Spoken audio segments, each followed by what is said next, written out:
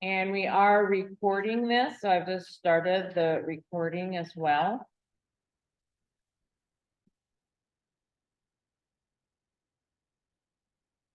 So I am the only one who's helping me in this, so I will check from time to time if there are any questions from the audience online. Well, I don't guarantee that I will see it in a timely manner, but we will do our best. Okay, I'm going to go ahead and get started, and I'll start by introducing myself.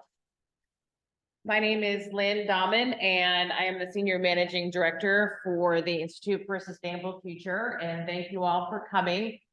I spent my first almost 10 years at Purdue working in the Vice President for Research Office as a proposal developer and writer and coordinator, and then have gone on to help launch the Center for Brain Inspired Computing, and then work for the Center for the Environment, where I helped them launch their reboot. And then when the Center for the Environment joined with the Purdue Climate Change Research Center, I became the managing director and the senior managing director for that institute as well, and helped them launch last year when those two centers joined. So for those of you who don't know, the Institute for a Sustainable Future, again, was launched in the summer of 2022. And its focus is on working with interdisciplinary teams across the university to help them get funded and advance their work, as well as to advance the work on a regional, state, and national level with connections with stakeholders around the country. We have about 300 affiliates who are faculty members, and starting this year, we're really encouraging more engagement from postdocs and graduate students. So we are having our expo in a few weeks, and there's more information in the flyer in the back. So I encourage you to get involved and meet other people. So though I am now the managing director, I'm not officially a proposal writer. I do work with proposal teams on a regular basis, and we just submitted a 1-year-long project from NIH for $12.5 million. That was a huge time effort. So I have developed this workshop, particularly for early career researchers, to help focus on strategies not only in writing and identifying RFPs and proposal calls, but also to work on team strategies. Since so many of our institutes at Discovery Park and at Purdue are interdisciplinary, that's often like a strategy in itself. And we'll also be talking quite a bit about just the role of being a researcher as part of your career and its own really kind of career trajectory, aside from teaching and service in your department.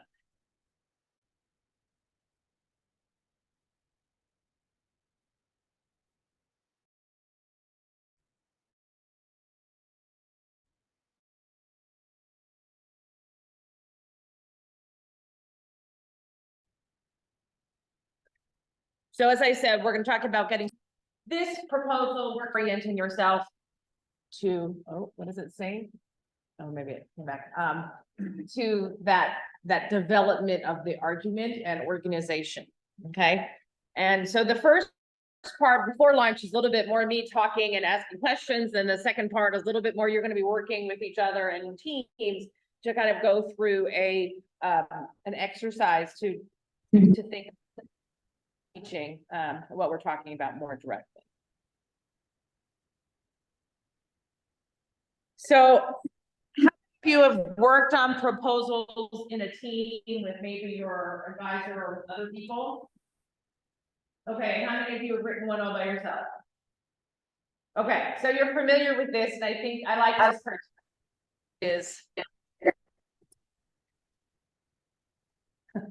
it kind of describes the pain that we feel when we're trying to pull together a proposal. So the quote on this one, in case you can't see it, says, most scientists regarded the new streamlined review process as quite an improvement. So I know we do feel, how many have gotten kind of critiques that they didn't really like from a proposal? Once you've submitted it, it can often be a little bit harsh. And one of our goals and I'll be talking about this more a little bit later. Our goals in the VPR's office, we do have a proposal development team that tends to focus more on large proposals. But we always say that the time that we spend in this proposal writing process on the real clear organization and polishing may not win you the grant because that's your science, but it will definitely move you up. So I'll be talking a lot about how we view the reviewers and how the reviewers are viewing you. So this is a good illustration of this kind of idea that we have of our reviewers just waiting to attack our proposals when in fact they're hopefully just trying to make the projects as good as possible. So when you are an early career researcher, there are a lot of different roles that you can play. And there are also kind of appropriate levels of engagement on research projects. So I highlight these here so that when you first start your tenure process, I know most of your departments will say you want to be getting some of these individual grants. And this really does depend on your department. And I think it's really changing over the last 5 to 10 years. In that we know that many departments want to focus on your individual achievements as demonstrated through, for example, a career award or an individual grant, an R01 or an NSF project. However, as we know, most of our really great challenges that we're working on are by nature interdisciplinary. And so some departments really don't want you on multidisciplinary grants when you get started, while some departments will view it as a positive. So it is something to kind of get a sense of in your department on what the value is of working on interdisciplinary projects. Because when you are trying to get tenure, you don't want to be kind of on the wrong track. But more and more departments are recognizing the importance of working on multidisciplinary teams. And if you're faculty here, you're working with centers in or institutes in Discovery Park, you know that they are all interdisciplinary by nature. So just something to kind of check in with the department when you do have a new job or a tenure track position to see where your department kind of lies on that spectrum. I just wanted to go through a couple of other ones, kind of as you see this kind of upward slope of engagement for researchers. Being a co-PI on an interdisciplinary team, you know, expands your network. You often have larger grants. And then after that, you can often work with a larger team as an area lead or theme lead on a larger center or large grant. And then you might be on the leadership team of a large grant or center proposal. And then when you're really old and tired, you can consider submitting to be actually a director of your own center. So this just kind of lists the kind of, you know, initial early career research up to, okay, now I've made it, I get to be an administrator type of upward swoop. So it definitely is kind of a progression over time for your research. And I think it's good to keep in mind kind of where you are and where you want to be, because maybe you never want to be a center director, right? But it is a trajectory over time. Any questions? Yes. Right. I do have a friend that is on mine, and it says that they cannot see this meeting. Okay. Well, I tried to share it, but I will share it again. Okay.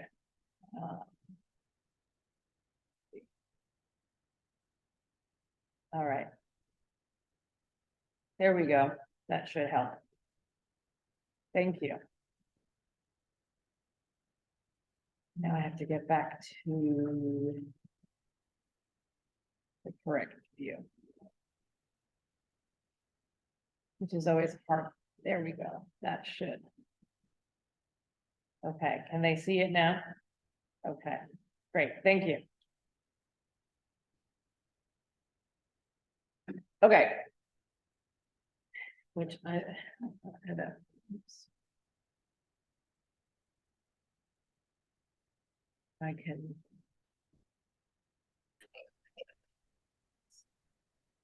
But sometimes it doesn't always go according to plan, and there would be an unexpected, unplanned, non-routine deviation in mission, action, or process, and that's what we consider to be a change. So an unforeseen event happened that kind of maybe and that's some sort of other hazard, other condition, and so forth. Yeah, you should not be on a proposal on I call them, not muted. Okay. Get this back. Well, I can't.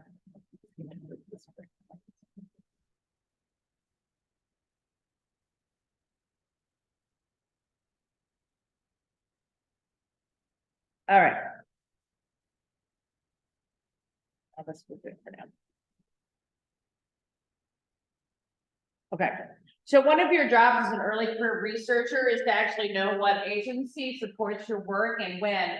And this is where someone like myself in ISF and hopefully other people in your own institutes can help you identify current work and current opportunities. So for example, in sustainability and the environment, we've had a lot of recent influx of money from the Biden administration, from the IRA Act and the CHIPS Act. And so we often kind of push that out, information out to our faculty and students. If you don't know what agencies support your work, then you should really get on that. And obviously most of you probably already have a good sense. So how many people here primarily would be applying to the National Science Foundation? One-ish. What else-ish? DOE. How many DOE-ish? USDA. One. Okay, where are you guys getting funding from? DOE, where else? DOD. Yeah. Where are you getting looking for funding? USDA, right? You didn't raise your hand. How about you? Where are you looking for funding from? Okay, and okay, at least you should know where in your field you might be looking for, right? Okay, so with Carrie, you would be USGS, USDA, seed grants, a seed grant, not seed grants, right? How about you? USAID, okay, and what department are you in? Oh, okay, agricultural sciences, yeah. USAID is a monster to get funding from. So usually early career researchers will work with someone who's well established in that USAID universe and get subawards from USAID. Yeah, they're a nightmare. Okay, so you want to start reading RFPs and calls for proposals in your area with your mentors or by yourself. One interesting place where people don't often think of is every May to June, different funding agencies will submit their budget request to Congress, and they outline where that funding is going to be allotted. So it's a very interesting tool to look and see, oh, they're looking to develop this program, they're looking to end this program, no more money is going to this program. So don't discount looking for budget requests in May to June for the agency that you're interested in. Of course, looking at abstracts of other people who have been funded is useful. And then of course, in the meantime, is learning about grant writing until you are about to submit a grant, okay? So I know that most faculty and grad students and postdocs are all extremely busy. So when do we learn about grant writing? Only when we're writing a grant, right? Just-in-time learning. Well, writing, as you probably all know, takes a lot of time and practice. So the more that you can get prepared before that perfect FOA or RFP comes up is always helpful. And the last one is network. How many people here are on Twitter? Twitter, formerly known as Twitter. You should all have your hands raised. Okay, I know many of you may not be using Twitter because you're like, oh, I don't like Elon Musk. Oh, there's all that Trump stuff. Oh, there's all that awful stuff out there, blah, blah, blah. It's time suck. For early career researchers, it can be really critical as a place to connect with other academics and know what's going on, know about opportunities, know about other people in your area, posting your own work there. So for example, our institute, we post information about folks who get grants and opportunities, who's presenting every single day. And if people are not on Twitter, they're not connected to that information. And we, for example, can't promote you. We can put your name in a Twitter post, but no one will know who you are. So it's a very low bar for just getting your name out there and connecting with other people, learning about conferences, and learning about those larger networks, not only of academics, but organizations and companies that you might want to know about, okay? So I have found that if you don't want to find all that garbage on Twitter, very little of it finds you. And every once in a while, you'll get like a pornographic link. You're like, oh, okay, I'm going to block that one. But in general, if you stay in the world of academic Twitter, it can be a really big asset. So for example, are you on Twitter? No, is Carrie on Twitter? Okay, Carrie can tell you. But for example, we see tons of stuff on Great Lakes on Twitter, right? So I'm just putting that plug. It is a great place to network. LinkedIn is growing as a place to network. How many people have a LinkedIn profile? Well, that is good. That's better, right? Okay, so that's the second best place. And the other thing is that a lot of people don't want to go through like Purdue Today and wait to publish something. So they'll put it out on Twitter, like new publications and opportunities. Okay, how long does it take to write a proposal? A week? That's what I've heard. Okay, so obviously the key thing as you're getting into larger and larger proposals, relationships are important and those take a lot of time. And that's one of the things that our centers, all of them, Discovery Park and ISF in particular, is really good at, trying to make sure that people know each other. So when opportunities come, you might have a suggestion, or at least a person you can talk to who might know a person who will add value to your proposal, okay? Now, the second point about how many times it takes to get funded, multiple times. Now, my key thing is you want to make sure that you allow enough time so that you have the best proposal possible. Why? Because you will always hear yourself or colleagues saying, it's due tomorrow, I don't have time for someone else to look at it. Does that sound familiar? Either you or maybe your mentor has said, well, I don't have enough time to have someone in my department or someone at ISF to look for it. Now, the problem is you can always improve, right? There's basic things that people who work on proposals know, check for. And if you don't take that extra time, you might waste a whole nother year until that particular cycle comes around.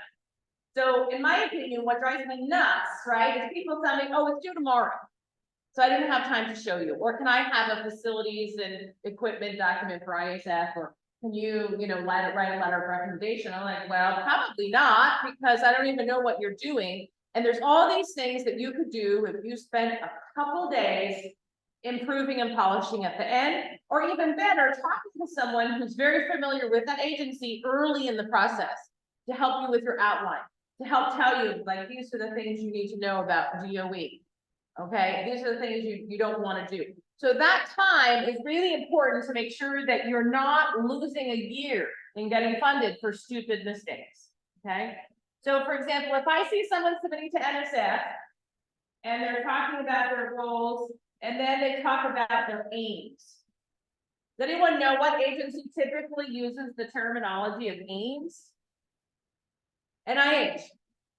Wendy, you should have raised your hand. You know that. So if you're writing your first NSF grant and you talk about your aims, that reviewers may be like, is this person confused? Did they already submit this proposal to NIH and they're just recycling it for NSF? So things like that are pretty basic. Can you put them on the back table, please? Sure. Thank you. So it's important to know more about that grant writing process and the time it takes to do those small things.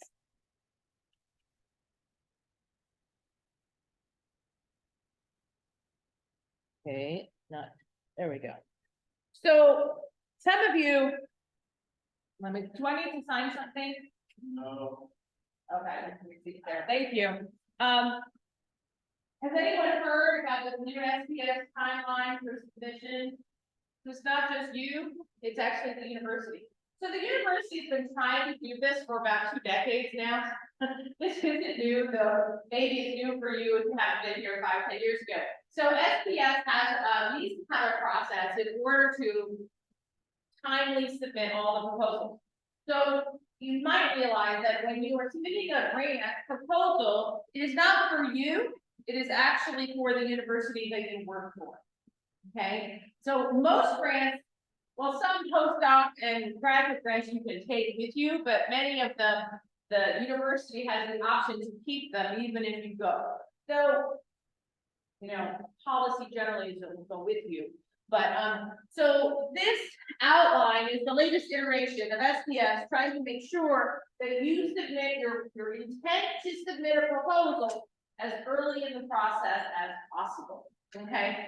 So for example, the NAA proposal that we just finished, we started in January, okay? So SPS knew that we were submitting a $12 million proposal in January. So also in terms of grant writing, as I said, if you were faculty or you're working with faculty, they can get some help in larger proposals. Usually the smaller ones are kind of up to you, but they do want to know basically that you want to initiate a budget at least 3 weeks before. And that building a budget, they will often work with you on the kinds of things you put in there, what are the common rates for things. And those kinds of points that you are kind of have to check the box off for, okay? And then you have the 2 weeks, 1 week, and then submission, okay? So the things you need to get in earlier, the budgets and the non-scientific proposal documents, and then the scientific proposal. But that budget's going to be a back and forth process until the moment you submit, okay? So that is up online at the Purdue website, if you need information about that.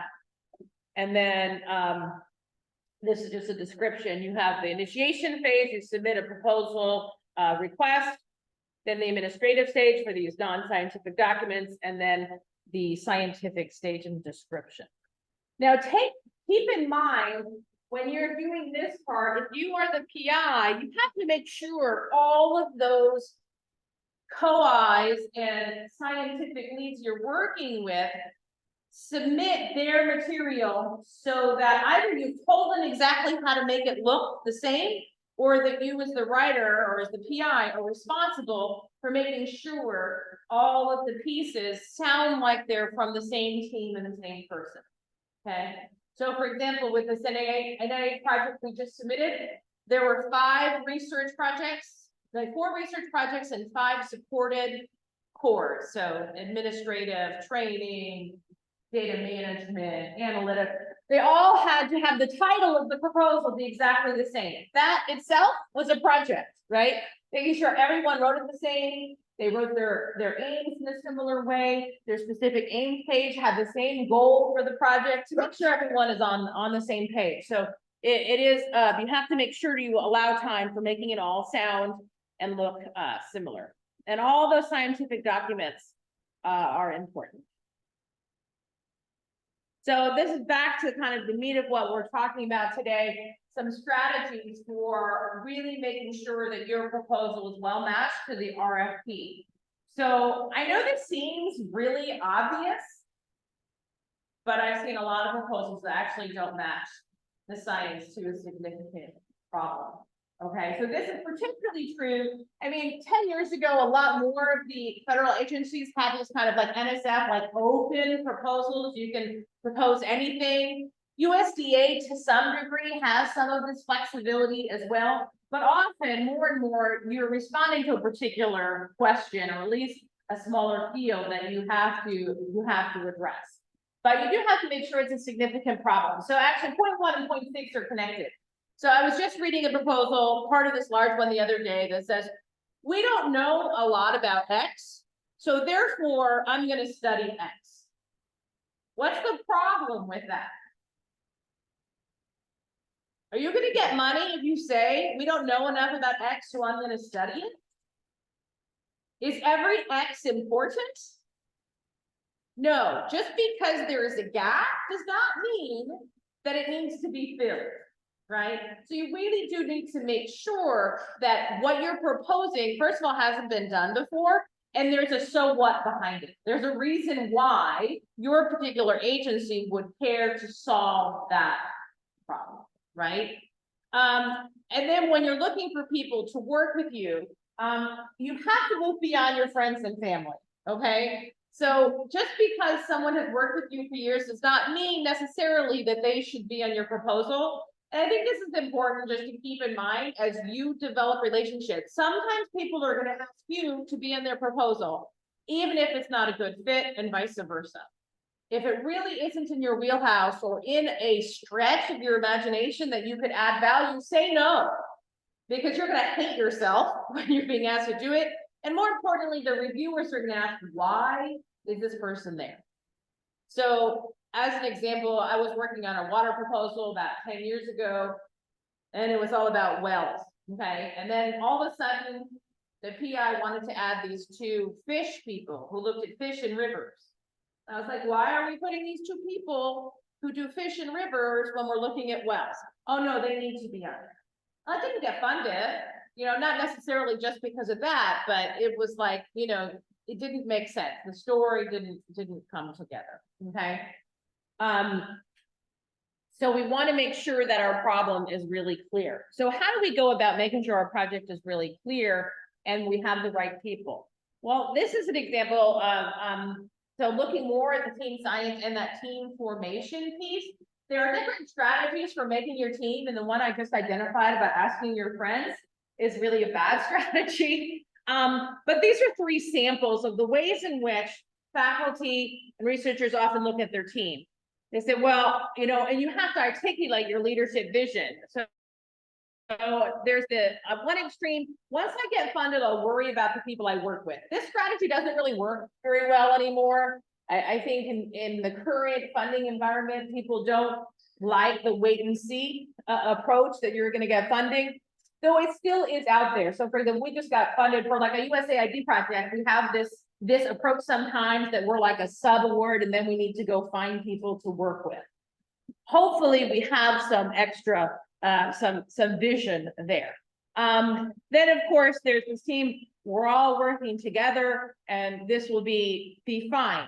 Now, the problem is that sometimes if we just work with our friends, we're missing opportunities to bring more people into the room, right? So a good example of that is that our institute has a research team that studies PFAS. Anyone know? When do you know what PFAS is? It's basically a hydrophobic chemical construction that doesn't break down in the environment. And anyway, we have a strategic team. We have lots of proposals on it, right? So we had a PFAS meeting last week, and we had 2 people show up who had never published on PFAS and had never been part of the group before. But within a week, we actually found an RFP that would be great for one of those new attendees to participate on. So it's that idea of not only just working with your friends, but being open to other opportunities to extend your comfort zone. So this kind of third approach.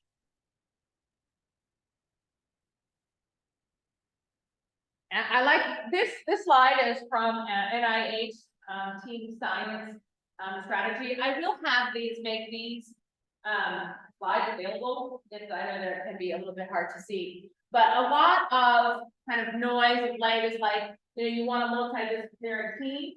And so I like this identification of what is the difference between multi, trans, inter, unit, you know, this is the part that might get us tenure, right? This one discipline and improve our mettle in doing science. But these other ones I think are kind of fun to look at. So multidisciplinary, you can think of it as a bulletproof, everyone is an individual and they're coming together.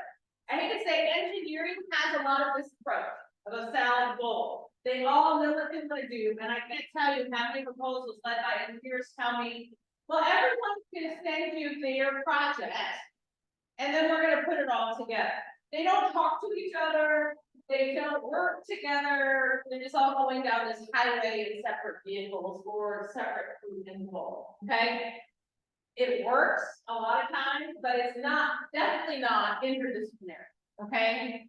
So that's kind of multidisciplinary, sometimes appropriate, but not as much anymore. So then we have this difference between transdisciplinary and interdisciplinary. Transdisciplinary and interdisciplinary people will often tell you it's the same thing, but it's also can be kind of a different flavor.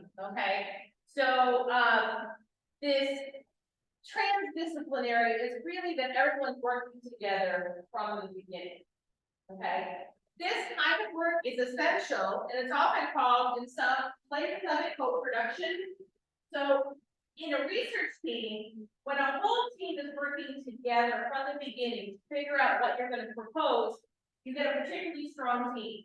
So, for example, if you have a community engagement component, right, and this is important for secret, right, so working with the community, and you need to not only have researchers who have expertise in community outreach, but you need to maybe be asking the people you're working with what problems they have that need to be solved. This is a lot of the work and the money coming from the Biden administration and the IRA. This they want, right, to be helping communities. So you have to be in contact and produce that proposal from the beginning. In addition, like if you have to have an evaluation component of your project, right? A lot of education, like a lot of proposals that have education, you need to be able to evaluate. That evaluation team cannot come in the last week. I hear this complaint from Ag Econ a lot too. Bring in the economists at the last minute once you've already decided what you're going to do. Okay, so you really want to make sure that you have that team from the very beginning. Okay, and then interdisciplinary is more like you have a common problem with different people looking at that problem together, more like a fruit salad as opposed to a smoothie. Okay, so this is, I think, a good way to think about these words that are being, thrown out. And then this will be the last one before we have a short break. You guys get some pizza and we'll come back to the next stage. So when you have a team, as I said, like you want to develop a shared vision that you're all understanding. And this is not an easy process for a large grant. This process took months, especially because you're all only meeting once every couple of weeks, right? So you're bringing it together, and it's really the job of the lead PI to help guide that, not to dictate, but to guide that process. And also to, of course, you have those people skills. And one of the interesting aspects of the grant writing process is that you often learn who you don't want to work with, right? If that person is not doing their job in the proposal writing process, they will not do their job once you get the money, guaranteed. If they're too busy, if they're traveling, if they don't show up during the writing process, they're not going to do that suddenly when you get funded. So I think that's an important skill to also learn when you're leading these proposals or you have an influence. If someone's not pulling their weight, it's okay to cut them out. Now, you might just need their name, and you're going to put up with the fact that they're never showing up, and you're going to hope that you get the grant and just not give them a lot to do. And that, I understand, is valid, but just realize, right, keep in mind when you're building that team, your other team members will also feel that negativity if someone is not pulling their weight. So you want to develop this vision and expectations. Yes. How can you cut them out widely, especially if they're like senior figures? Okay, so senior figure, you may just need their signature, but you also then need to make sure when you're planning the work, there's enough overlap that person can get away with just putting on their signature, right?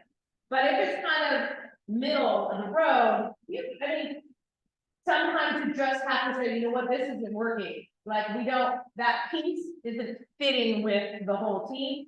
And then often you just know for down the road, this person is not going to be, it's just not it's not someone I want. Wendy? Yeah, there's the body of the grant, and then there's facilities and description. Yeah. How do you move, how important these people are into the body? The body of the text. Because it's a review for. Right.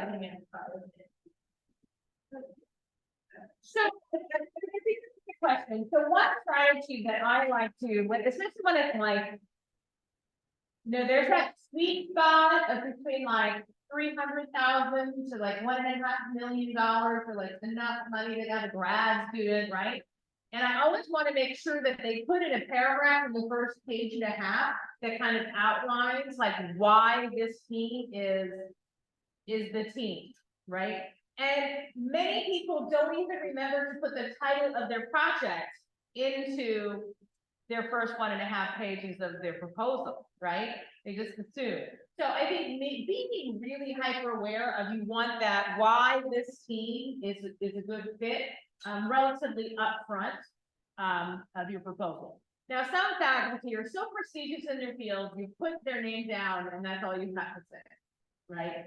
Their facilities or their background, and you know that they might not actually do something, so you put them on for like a week of summertime, and you kind of just manage that. But I think when you're like a, assistant or associate professor, and you behave badly, right? I think sometimes faculty don't realize that they do get reputations of behaving badly. So if you behave badly and then you need help from someone else, whether it be from SPS, whether it's your business office, whether it's your colleague, you're going to see that come out. And so, I mean, just don't be a bad colleague, right?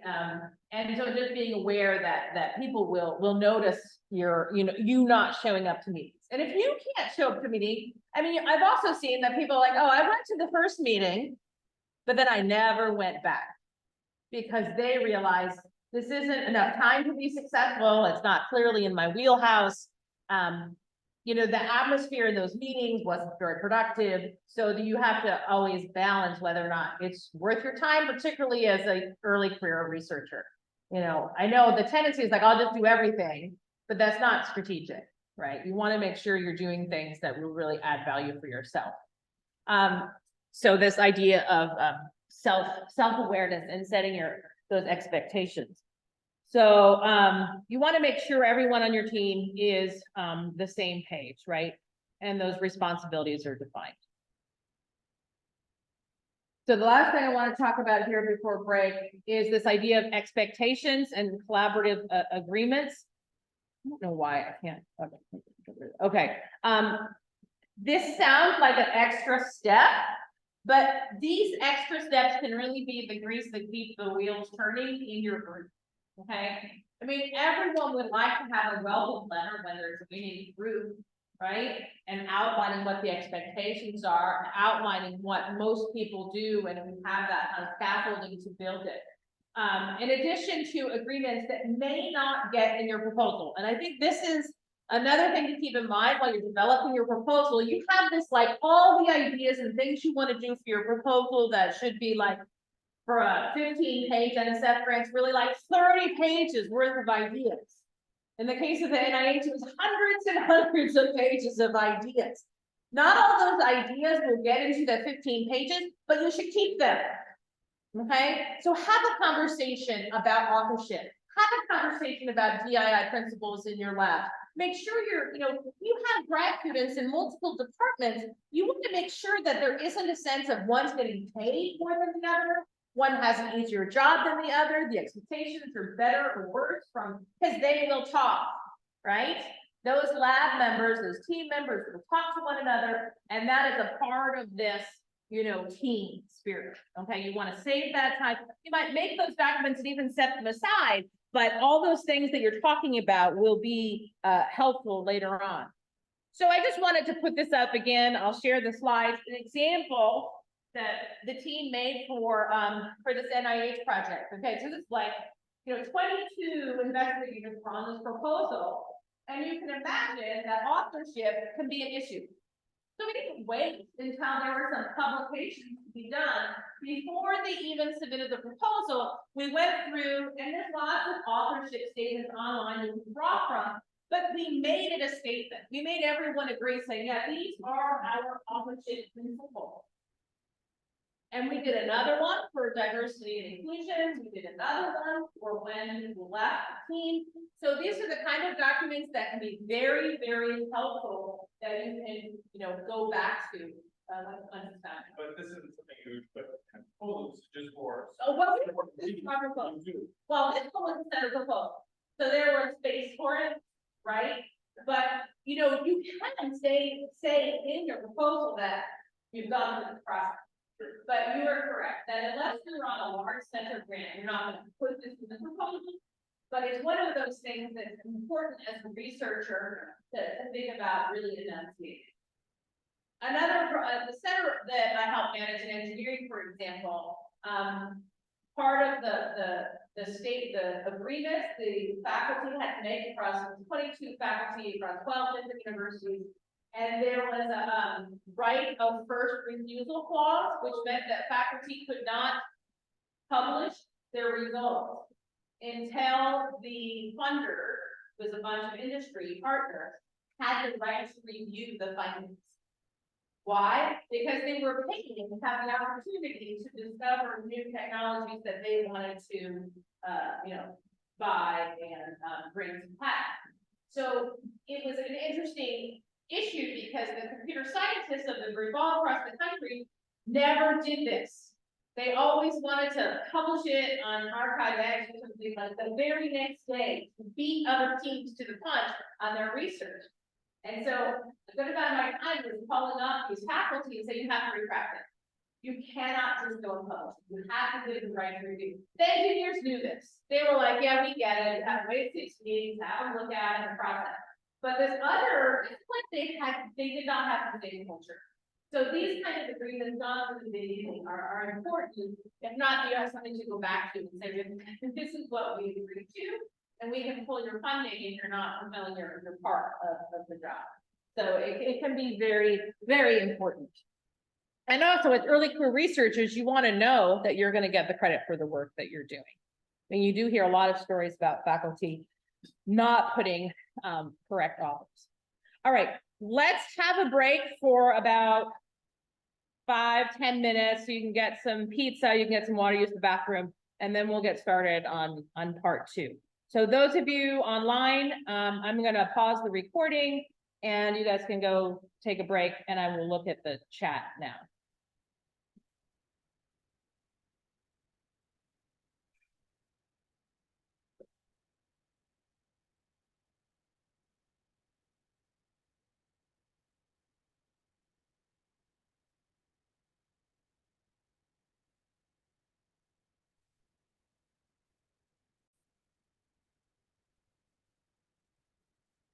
Okay.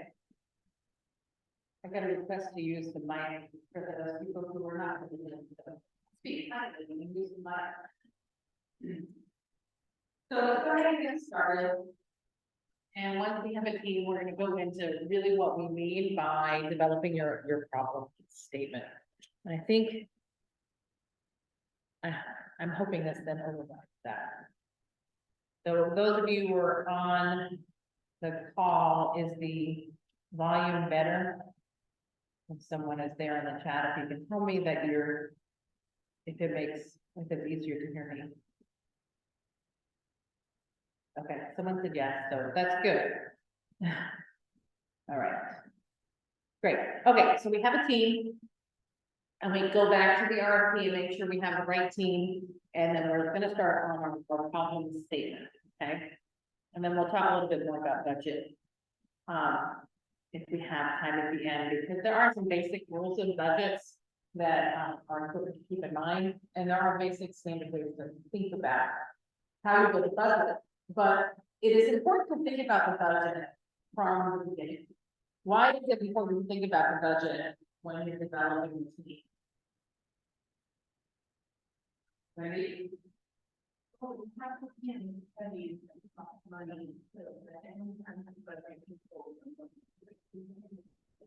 Absolutely, budget is going to control what you're able to do.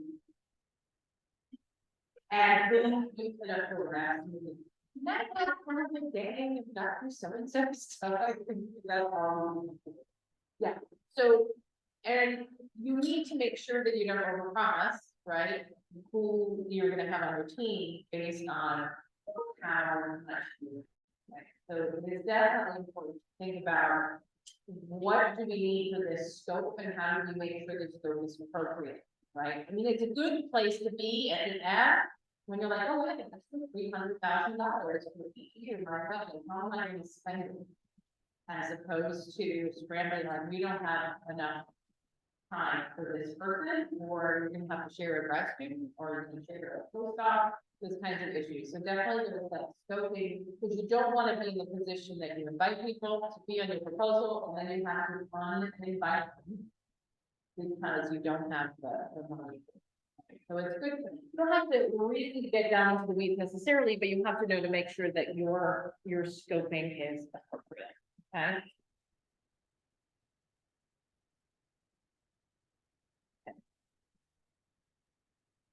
So timelines are also important. I'm a big fan of actually putting block that time on my calendar for writing or actually getting the work done, right? And so this is a sample for a proposal, and it's really hard to read, but just you'll see that it's very long, okay? That's the important. It is very long. So this is a 10-month time for a sensible. Personally, some others don't give you that much time, but ideally, this is the kind of timeline we want for connecting in and having a discussion over weeks and months. And this one was for me too, in that we kind of red team. Has anyone heard the term red team before? That's when your proposal is complete in draft form and you get other people to read it and give you comments, and then you write it in. And it usually takes about like a month to 2 months, before two, that you have to have those drafts ready for them. So this is just kind of visually to see how long it is. Any questions on a timeline? Yes. I don't know it's exactly timeline, but what I'm trying to bring in at the very beginning. Yeah. Submit this online sort of like questionnaire to the pre-enrolled people. A specific like PI, OPI, like percentage. Yes. Like this percentage, this percentage. It's difficult to find out. Yeah, how do you do it?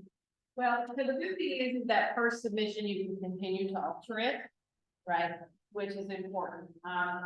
And you will get good at saying, okay, for this proposal, you look at your current intent, how much time you have, and sometimes a proposal, like the proposal itself will tell you you have to have, you know, 3 weeks minimum for the ad. And you will get a sense of like, most faculty are looking at weeks of summer salary for a proposal. So you might develop a kind of a standard, like a standard is to have 2 weeks summer salary and at least half a graduate student or a postdoc for each person. And then the lead might have 1 month. So you begin to get a sense of like what those kind of basic units are. And for most faculty, it's in summer weeks of summer salary. And then if it's academic year, then you figure out what you have like cost share, how much time they have, etc. And then if your research scientist, then you just want to get another cost. It's actually undetermined, that's required. Yeah, 5% on a project, nothing less than 5%. But that is the biggest problem. Yeah, it's all not just certain departments, not all for sure. Any other questions about timeline? Also to put in this timeline, remember things like graphics. If you are getting graphics made, that also takes time and money. And if you are on a large project that's using the services at Purdue, they do have budget for graphics. Okay, so now the actual part that you guys have to get involved in is how are we going to construct the first page and half of the proposal. Okay, a little bit different when I'm not going to talk about the specific page because that's relatively unique to NIH. But the idea is you need to use the first page and a half of your proposal to present your main ideas and to capture the attention of your readers so they keep reading the other 14 pages. I like to think, okay, how many of you like poetry? Okay, that's about what I expected. You should be good at poetry, so type the introduction to your proposal. Everything should be so tight, loop sentence. It messes everything. Every sentence and word should be critically important in that 1.5 pages. Because you're going to introduce the problem, you're going to present some background, mention the team, and provide the goal. Most proposals only have 1 goal. Okay, if you're up to $3 million, 1 goal, and then multiple objectives or NIH multiple things. Okay, So you want to make sure also that this one page is understandable to a smart person who's not in your direct area, right? You don't want to get overloaded with jargon at the beginning. Again, smaller NIH grants, you can be a little bit more technical. Because it's a different kind of research on those smaller grants. Okay, so questions that we need to be answered, as I said before, every problem does not need to have an answer. But you need to make sure that you have a problem to solve, okay?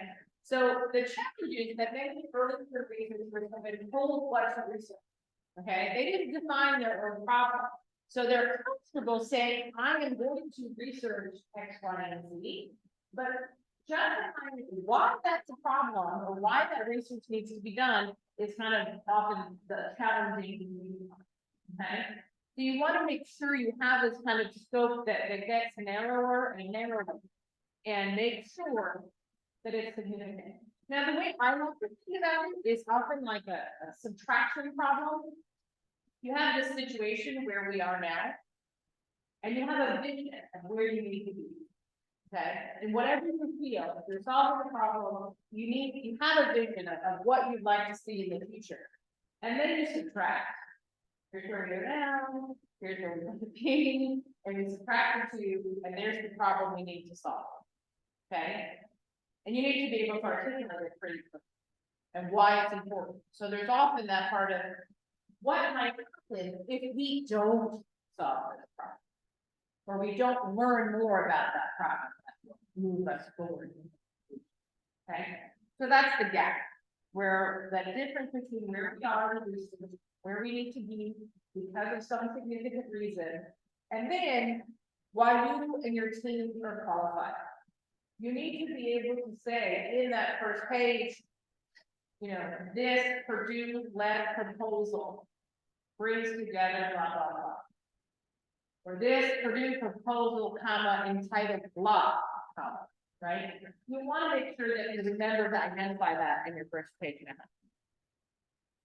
So this is just the first exposure. Now we're going to go into actually thinking about how we might go about doing this in an active way.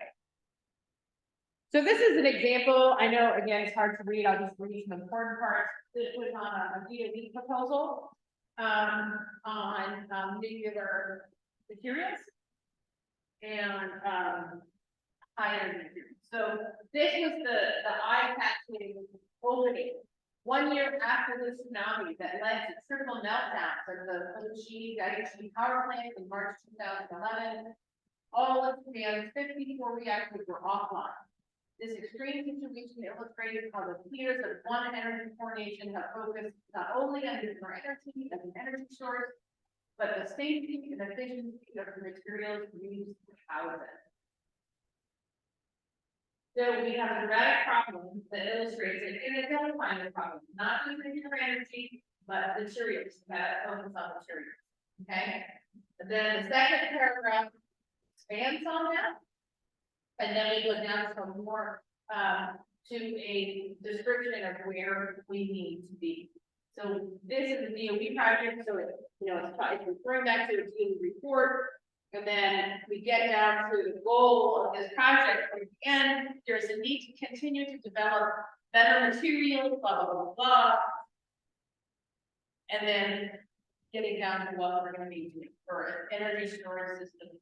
We not just so. This is just a sample again. You can read it of just the point is seeing these different sections of your introduction from this very large statement to getting to more and more specific.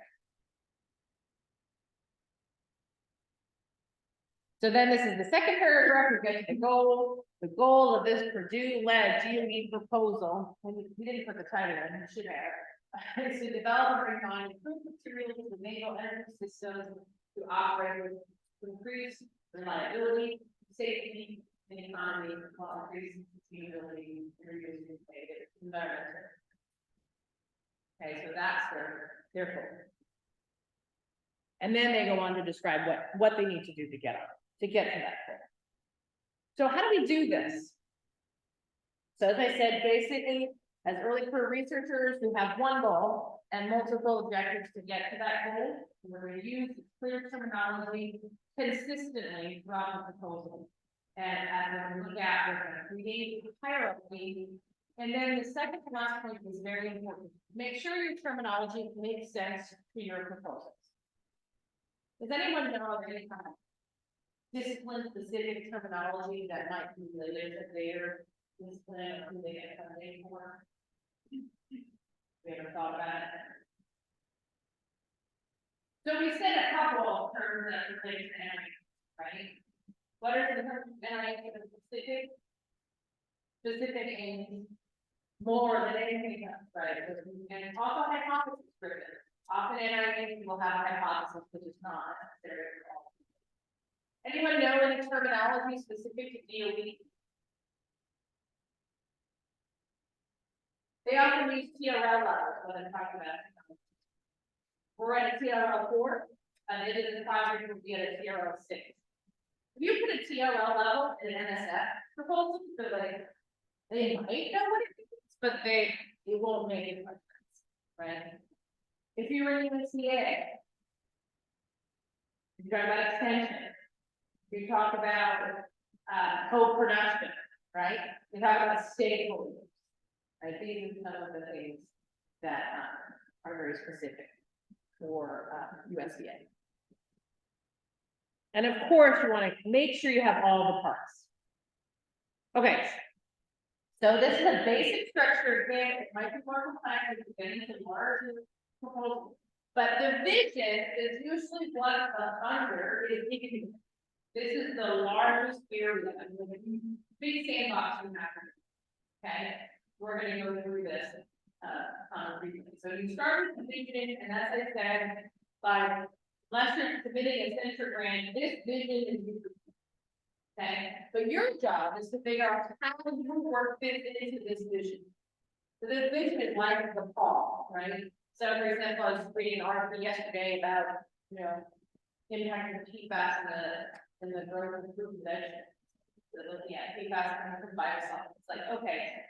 That's the vision, but our goal is how is our community going to reach this challenge? And how are we going to define this challenge for languages? Okay. And then we're going to work on the objectives, and then we're going to work on the tasks that get us through those objectives. Does this make sense? Can you do this in 15 pages? Yes, we can. Okay. Okay, so for my sample, I'm taking an ag example. And this is reasonably generic and something that you would definitely see in the USDA general agricultural.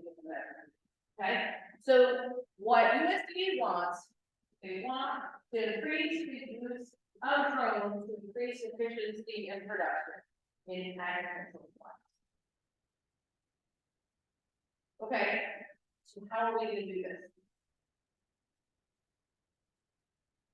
So this is where it comes in. For you guys, I want you to think about, I mean, you may, or probably there's no specialist in drones here, right? Take a few minutes by yourself or with the person next to you talk. Think about how do you articulate a goal? Not one that's your expertise, but it's a pretty general. What might be some ways in which you can articulate a goal that fits that are You have 2 minutes. Think about this, write down a potential goal. Every one of you should be able to make a goal that fits this.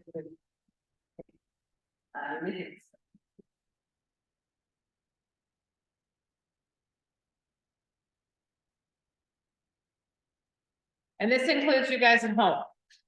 You should think about a goal, and you can put it in the chat if you would like to share.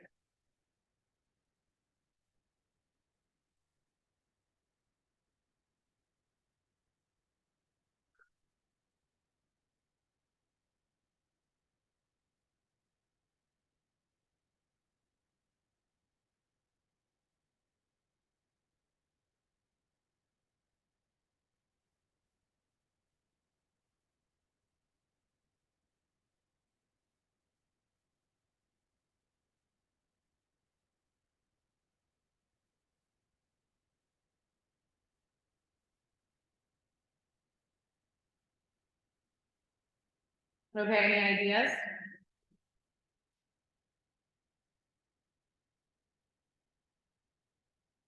No more pizza, if you can't figure out an idea. Should have done this before. Wendy, Now, okay. okay, So, the vision was to get better data from the animal research for drug company and drugs. Okay, the goal would be getting standard protocol and constitutional, validity as validity path. And then, okay, not to relate that to from and so what, so can you use that for this problem? I mean, I wanted to do this specific problem, I go over the vision for what? Maybe standardizing, standardizing drone techniques for, like data. Okay. We don't get it. Okay, so looking at data, okay, so assuming, this assumes what problem? Many people use different metrics to measure, Exactly. measure. So let's say, for example, like there's 4 different major drone companies. And they don't all have interchangeable protocols, or maybe they're using different units. So there's a need for standardization. That is the problem. What would finding the standardization do for the other, or do for, you know, for your situation? What would it do? Changeable. Okay, with some might not like, but the protocol for research is with enable or increase sharing of data that would increase the speed of time to success. Right? What happens if we don't solve this problem? Well, USDA is like wasting money. Right? There's not reproducibility, right? There's not a secure level of data that we know to do. Right, so for that goal, we narrow it, just looking at data production from drones and sensors, right? And then we'll talk in a minute about the objectives. Any other ideas for how we might be using drones for ag? No one online told me a topic. Come on, guys, online. Let's see if you can put something in there. Maybe like growth monitoring plants. Knowledge field. Okay, Where the person don't just measure by tape measure, but you can somehow come up with way to measure the growth. It's Exactly. Very large area. great. So what might be the problem we're trying to solve there? Maybe the way to measure is not established. Mhm, So if someone come up with a way to measure the plant growth from the drone, mhm. then any drone can measure. Okay, so again, the idea of using drones to measure progress, and as you can imagine, this is a thing, right? Using drones to measure for a large area. That is really important for the economics, right? Of our we and the quality of the soil, perhaps, right? And why is that something we need to address? Well, because they, you know, farmers, particularly smaller farmers, are working on very small margins. Or due to climate change, the temperature and growing seasons are changing. So that we can get a better sense of climate impacts of large crops, using drones, right? So these are ways to think about this. Okay, those folks online are still not participating. We're gonna go on. So we think about these questions and we make sure that it suits our particular area. And that when you're thinking about that, so for example, if you're talking about this example of monitoring the growth of climate change, you might need someone in climate science to help you model potential shifts in areas. So for example, Minnesota never used to grow, you know, acres and acres of corn, but as the seasons are kind of climbing northward in climate change, it might be a possibility of moving and shifting crops from, you know, southern Iowa to southern, you know, northern Iowa to southern Minnesota. You might need a climate model. You might need a sensor person. You might need an outreach person to figure out how these shifts are impacting, you know, teams on the ground. So this is how you start thinking about your team and identify the strengths on your team and where you might have gaps and how expensive those gaps might be to fill, right? So then you start thinking about, okay, as we were talking about, what are these objectives? So here's the sample that we came up with that, for this particular one we're developing. So for this question, we're like, all right, we're going to use drones to monitor crop damage. Who do we need on this team? Who might we need on a team if we were going to follow this? Looking at crop damage from invasive species. Someone who studies invasive species. What department is that pretty? Entomology, right? Who else might we need on this team? What? A drone expert. Get some graduate students on that team, right? Working with drones, right? One of their big abilities. Related to drones, the cousin of drones, sensors. Right, the drone doesn't do anything with either cameras, without cameras. Basically, we hire another proper, then we move from there. But she's very expensive, so we can only afford to give her time and do this stuff. Right, maybe we might be able to afford one day of another profit time. Right, so yeah, so we're beginning to think, okay, so we're gonna have an objective that's gonna involve an entomologist. We're gonna have an objective that involves sensing and drones. And we might need to add economics, for example, right, to estimate what is the potential impact of solving this problem. Because intuitively, you will know this is the problem. Drones can probably help. In that first page you have a wide range of reviewers will trust you that this is the problem that you can work on, right? It's not crazy, it's pretty basic. Okay, any questions on that idea, moving from vision to goal? And even though our best friend is in agricultural and animal sciences, he's not going to be on this proposal, right? Unless those animals are eating the silage or whatever, right? So, I mean, this is another way to say this idea of the different objectives. One is this device development, which is like the sensing and the drone person, and then, well, maybe a database for machine learning. We might need another machine. This is again, I don't even think machine learning, but oh yeah, we want to get a machine learning person. Now, machine learning is still that more and more faculty just kind of have in the back pocket to a small extent. So maybe you don't need someone from ECP who can go through the degree and developing a model for you. But someone who does machine learning, and then you might be going back to the field with user training back with extension. This might even be a project with home production. What are the biggest problems that corn, for example, with a little bit of soybean from in? What are their problems versus perhaps different like wheat, right? At Indiana, of course, they're doing corn and soybeans, but if you were in Iowa, maybe you'd also be doing some wheat. Okay. So then there's this last level at the task level that we'll also talk about. So when we're writing up goals, this is the point at which you might be saying, okay, John, in civil, is going to be working on the drones, the sensors. So they go off and do their thing. And then your friends in extension were thinking about what's needed for the training going on and doing their thing. You need a PI to work with that and make sure that they're writing it in a similar structure so that your life is not hell. So this would be okay. You don't want them going off and what they usually do, you want a certain kind of, a structure that can help. Okay. So I wrote these. To point out something.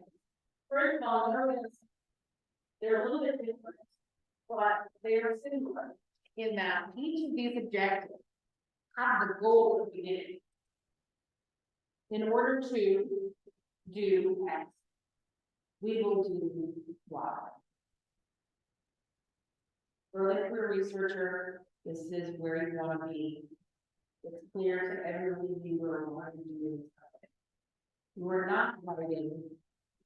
We're going to develop sentences. No. In order to do this, we will develop sentences. Okay, so you're gonna have all of these 3, maybe 4 objectives on that first page. And they're all gonna look the same, even if they're slightly different. Why? I bet you review grammar codes. When do you want to make it not?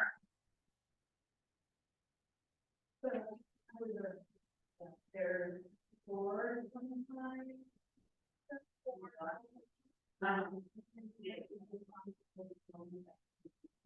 Okay, you want to read the whole thing when you plan, right, you know, the zero.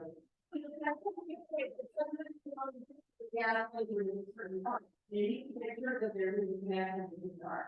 How do you look at it? This was like a, you know, Very time consuming, so how do you have to do that? Okay. And how long do you have, how long do you spend on that? 2 hours, okay. How about you?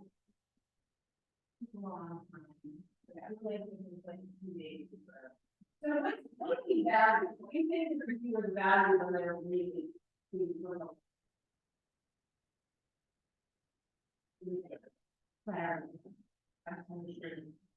And one of the things we want to talk about, and it's either you do, right? You can always put people on what to do to make it easier for them while they're on their plane, talking to their kids and playing with our homework.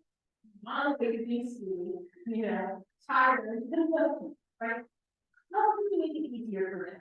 So if we put standard structure that's very clear, we're looking at them. Okay? And that they're used to seeing the structure. We want to do everything we can to make it easier for them to read from start to finish that stuff. You might have thought about positive, right? But I think it's not as a first page, try to figure out what the actually going to do. Who submitted it? What's the title? Right? You're gonna get So how do you marry that with the idea that you also have to be detailed here? well, Right? we're gonna talk about that. Yes. And there's the key to that is thinking about where you need the right amount. Okay, because if you put it all in the first 2 pages, it's just not appropriate. And maybe every time hours really for research, we often have this need to like do that written review in the beginning, like that was what was told our first chapter of our dissertation was a lit review. That's not how we want. We have it more like a just in time, right? So we want enough on this first page to establish the problem, to mention maybe some significant things that have happened to solve the problem that's necessary, but then we're gonna scratch on the back of the significance that he just asked about. So I think that question in the comments, we can ask him for that. Because kind of the next thing we're gonna look at, okay? Okay, so again, this is the summary. In order to do X, we're gonna do Y. So these are just some examples that you can, you know, look at in your own time, okay? And notice also that I use the term we. Okay, why am I using we? Because I know in many verticals, we talk about ourselves in the third person. But often in a proposal that gesture to that there's really wanting to do this work is helpful. And it's just the truth of we. Okay, there are points when you're describing a technique in your lab that is relevant to just speak in the third person of the passive voice. But usually you want to connect with it's easier to read when we're talking in the first person. Usually the first person plural because we're the team. Okay, so this is what we're gonna do. And similar to that, I think the tendency sometimes is like, we propose to, we know it's. Okay, so if you continue to write, we propose, you get very high to be done. We can eliminate it. Just we will, what we propose to do. What we do, right? It just makes it smoother. Just say, we will do this and we will do that. And we all know it's based on whether or not you get one, right? Okay, So we have our goal, we have our objectives. What next? So this is the background information, this is exactly what you're saying, and where do we put the information, right? Well, obviously, you put the big basics in that first few paragraphs. And depending on where your proposal is going to, and like how specific the opportunity for, sometimes you got to get more specific earlier on. Because if the RFP is very small, or very thin band of what we're looking for, then you're gonna dive into the technical part more quickly. Because then there's a basis for the assumption of what the reviewer is already doing. Okay? But it's, I'm thinking of like the standard 15-page, right, proposal that you're saying, you enter that USDA or some degree you are doing. Okay? Not education, USDA is a whole different. So the idea is you have this large picture of background and significance, more information, not everything to do with the notes, but the context that are relevant to what you're doing. Okay? So the proposal that I suggest is not about data standardization. So I'm going to put data standardization problems in my building the process of grant, but it's not going to be my background. But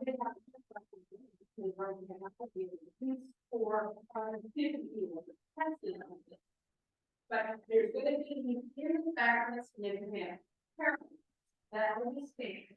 One particular paragraph that there's a little bit more background and a little bit more about the gap in the work. Okay, structure. Okay. And then we're going to talk more about the, then you're going to add more information at the overview of the intent. So when you're in a research strategy, so this is the first place, and then, well, actually, you could even put another here in terms of when you move to your research strategy or your approach section. If there are strategies or an approach that's relevant to all of your objectives, you can add more things. So that's what you do with that. Is like better than no other particular that might be listed in the whole of the approach, because it's going to apply to every single one. More often, you have more information about the work and your previous contribution and what you do that's totally cool in the overview of the objective. So that's where you get to your work. You might suggest publications to the background significance, but this is where you really go into detail about the work you bring to the team that's relevant to what we're going to do. So you see what we're doing? General, specific by area, our work in direction. Okay? And task level. This is important because most reviewers will assume you know how to do the work. Okay? So you can be very brief. The task is not where you go, we will repeat every 3 days with the protocol defined by the Unless it's really critical and important that they don't know. They don't think you know that you have to do, or, you know, you can say, we're talking the protocol, blah, blah, blah, and they should trust that you can do that. They trust your residents to do this, okay? So this is not where you can put a lot of space, okay? So let me show you what I mean about background significance. Any questions on this? Okay, you're getting more and more specific as you go through this. So just to summarize, you want to elaborate, be comprehensive, be positive of other people. Now, I know it sounds really obvious, but I have seen proposals where people are like, well, so-and-so didn't do this, and so-and-so didn't quite understand this. Well, so-and-so or their student might actually be on that review team. So you never need to say something negative about anybody else, right? This is just not a good policy. But you should articulate who you're talking about, or what team, or what research, and don't just leave it for a footnote, okay? I have seen proposals like, as has been noted, and then just lists 5, citations, not their names. You want to use their names when appropriate, okay? Anyway, you want to be positive, you're standing on shoulders, outline what needs to be done, not what they did poorly, right? And then, of course, reference your statements. So here's just an example of a structure. You don't even need to read it, but I'm just showing you that. So this was a USDA project. So I start the paragraph in bold. It's a good point to do. Do not use bold underlined. Do not use bold underlined. Do not use italics. Why? Why do you want to be careful about your timing and what you want to say? Problem is, review won't know what it means. Okay? What are you highlighting? What are you italicizing? What are you putting in bold? I will tell you, we're just gonna make the project. 800 pages were submitted. Okay? Those projects, people were using italics and underlined and bold all over the place. Which is why. So first, don't use multiple. Doesn't add, doesn't help. And two, make sure the reviewer can understand why we're using a certain format. Okay? So if you are always using italics for a particular, approach or particular use, they might be able to do. Okay? So here, you will see, we're just putting bold for a phrase or a few words at the beginning of the paragraph. Why? This helps the reviewer as kind of stop goes. It's not something, they know that this paragraph will only be about communities and research. This is where I'll cite some other important research. And then at the end, you see italics. That italics is going to tell the reviewer where your work fits in. So this is the part of the larger problem that you're addressing, and this is how this piece fits in. So in your back is significant. You might have 4 or 5 problems or paragraphs.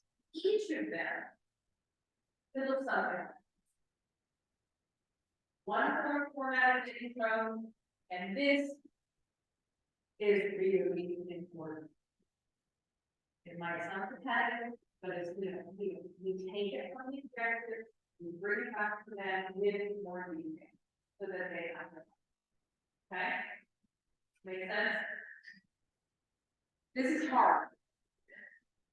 This is hard to do well, but your reviewers will already be happy. You have not given them a headache yet.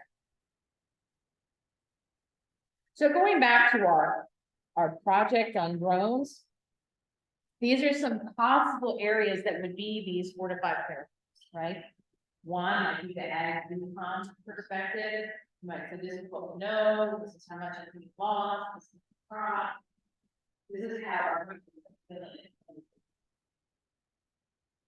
these are the species in general, these are the species of wheat crops. This is the territory warming, etc. So we go through this, and obviously, if I'm going to put in these paragraphs, they're going to come back in a word. So it might be interesting to put the role of pesticides, but if I'm not going to be, if it's not important for the work that we're doing, I'm not going to do it. Okay? I know the things that we wanna, if anything, go over inclusive, but remember, this is just 2/3 of the page, and we have to put them in the meeting. So the most important part of the toilet needs to be what you are doing. And okay, so we want to make sure we use the space judiciously. And of course, we'll see, like in the journal, we have in-line citations. But you need to know for your particular discipline, what is the preferred reference style? Right? Social science often wants the inline citation. Engineering will never put in inline citation. Right? And then if you need to use latex to format a proposal, well, you better have someone who really likes you to review. Right?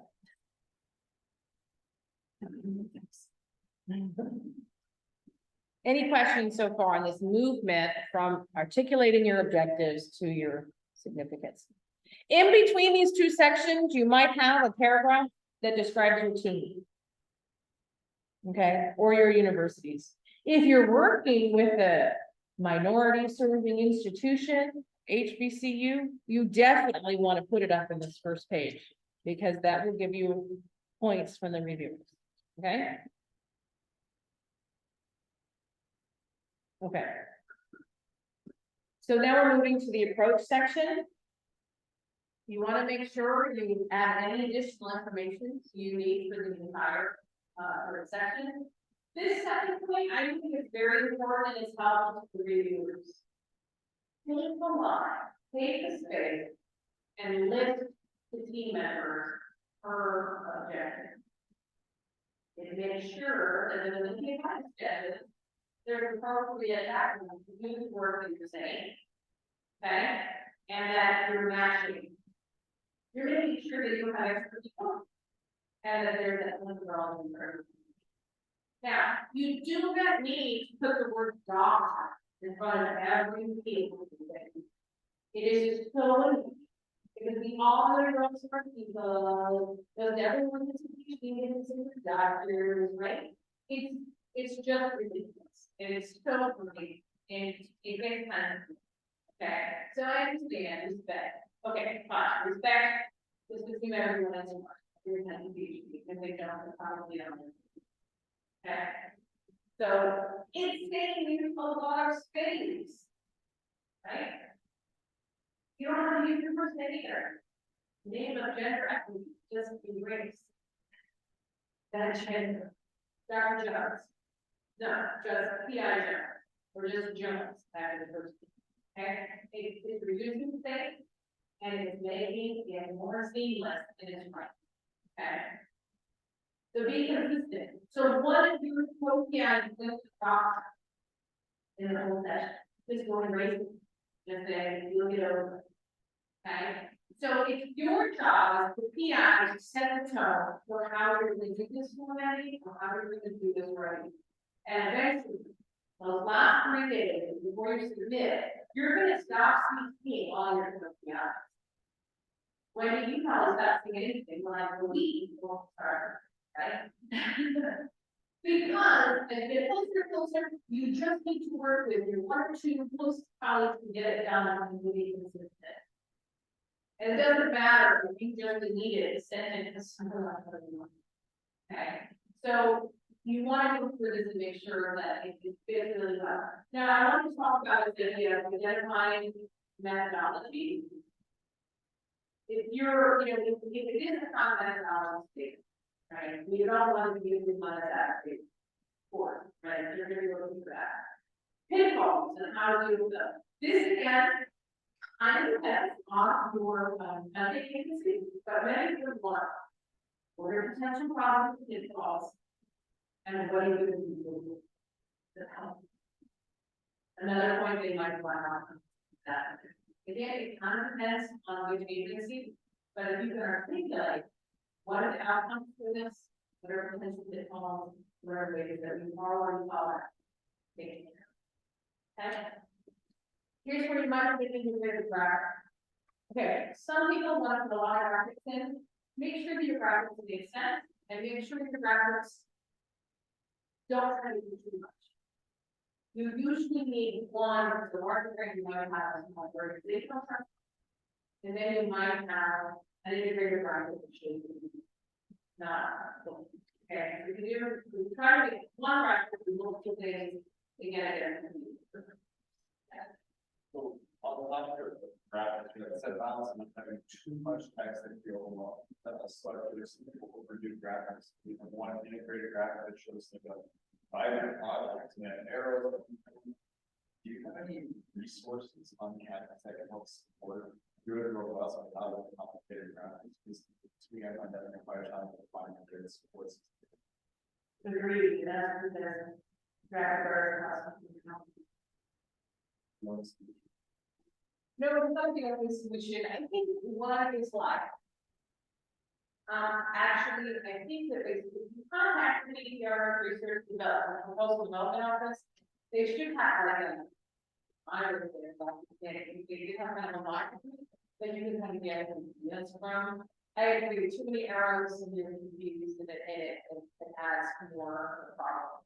And I think that it brings up a good point, like integration versus flow. Like, is it a flow, is it an arrow, is it a circle, have a couple of things here, and sometimes it would make you want to not. Just because of it.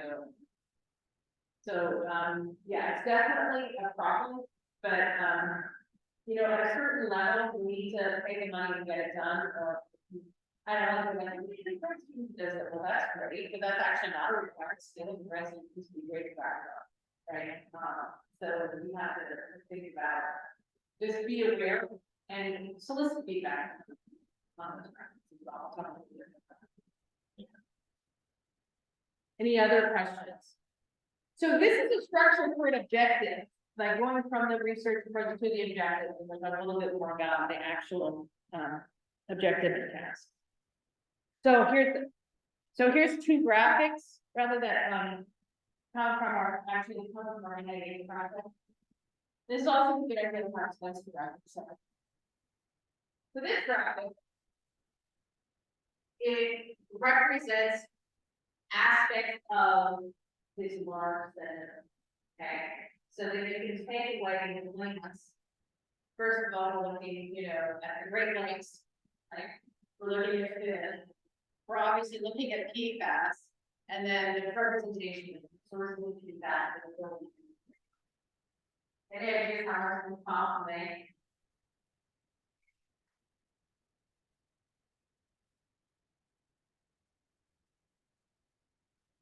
Yeah, we have to roll out PFAS.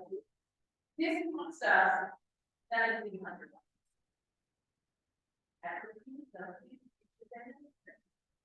But you didn't learn. This probably reasonably should have been about us. If you have experienced graphic artist who knows how to create graphics with people, right? But it's effective. But this is a large graphic too.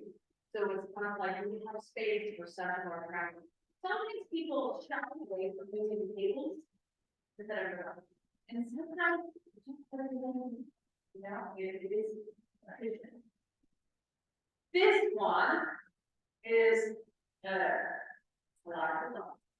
Okay, so this can require a lot, just think it'll be the same way as in a graphic art, but versions of this are the kinds of things that talk about your components and etc. So this is how I itself. And this image was used in multiple places.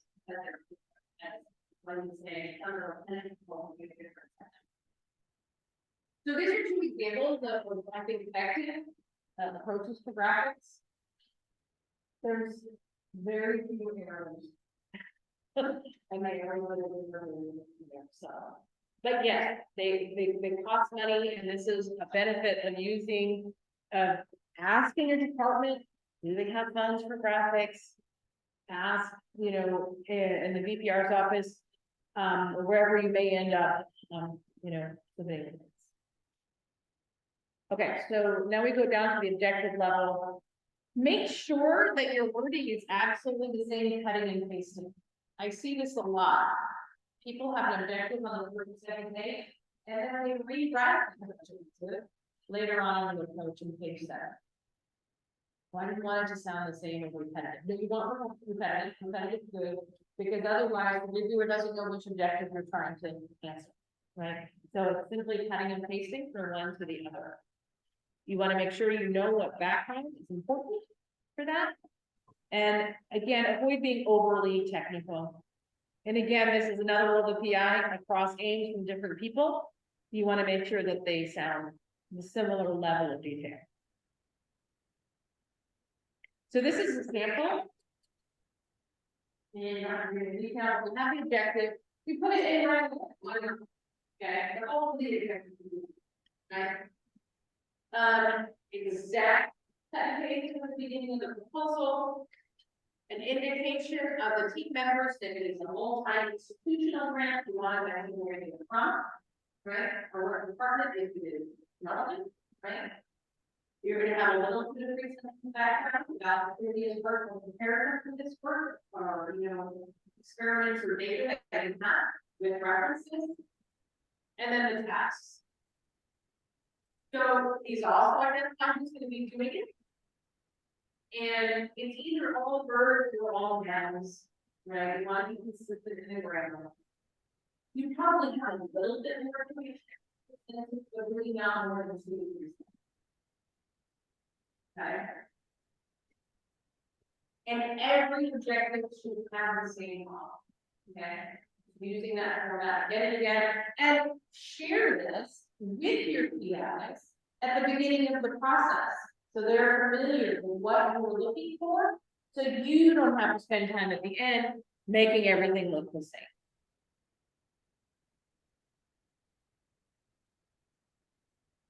Other sections that you might be asked that we're kind of out of the scope of today's work, management plan. Who's the leader, where we should be, or under advisory board, etc. Larger projects will full other 4 pages. Make sure we can read that on our feet to see what these pieces are not in the main reason for. We're different. Some of them are timelines, some of them are timelines and lines.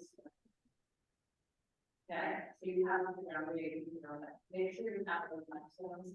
Evaluating the setback, again, when you're looking at our budget, you have to have an evaluation plan.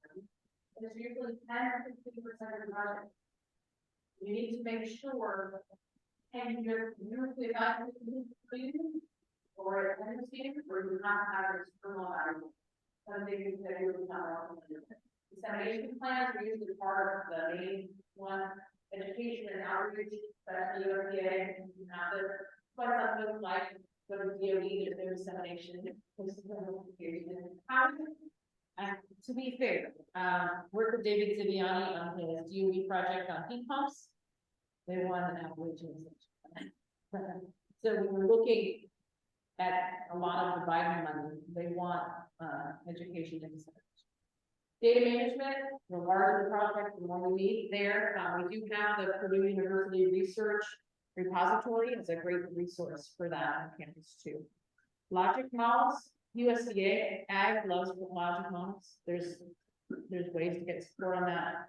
Facilities and other resources. If any of you are working on projects with a center or institute, you should be getting those facilities and resource documents in your proposal, as well as maybe even a letter of support if needed. Okay, this is just again a bullet list of ways in which you make your reviewer happy, okay? And these are things that we've talked about. Headings, section titles, summaries. So this is important. This is really important. People think it's obvious what the significance or the importance is. And it's actually it's less than bigger. You have to be able to articulate the scientific additions that this is why it's significant, this is why it adds to the field, this is why we're really well qualified, etc. These are very important to put in so that you don't leave it to the reviewer. They figure it out, right? But it's so much easier, right? If they can see that something in bold at the end of a particular section. Okay. Obviously, you spell check and grammar, make sure that you're, if there can't use URLs, make sure you don't use URLs, etc. Another thing I can put on here that I think is just such a great tool and also the tool for your journal articles. If you're in Word, go to the review panel, there's a button that says read aloud. Press it and suffer through it. Why? Because your leader is so much better at finding errors than our tired eyes on our third cup of coffee. Okay? You can even put it a little faster than normal speed if you're worried about time. But I highly recommend it. New real-time errors. Like, oh my God, I can't believe I did that. Okay? Journal articles is so okay. So always keep that tired review. Couple of resources, again, I will send you that to other members. Okay, I'm going to go ahead and stop recording. Are there